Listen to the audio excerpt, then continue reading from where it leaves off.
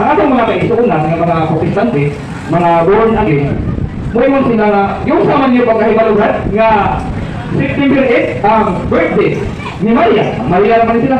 Di man sila mo tawag ko salsa, di man sila mo tawag ko mama. Ganon kami mga Katoliko, nasayod ni sa pizza sa birthday ni Mama Mary.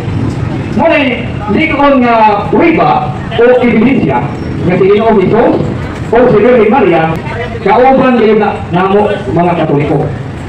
Ito meron mga Katoliko mo ay nasayod sa birthday ni Ginoo Jesus o birthday ni Mama Mary. Si Virgin Maria di panangkon ni Santa Ana December 8. Muna nga, mag-ihap ka o siyang kabulan ay ang normal na babae mga anak sulod man sa siyang kabulan.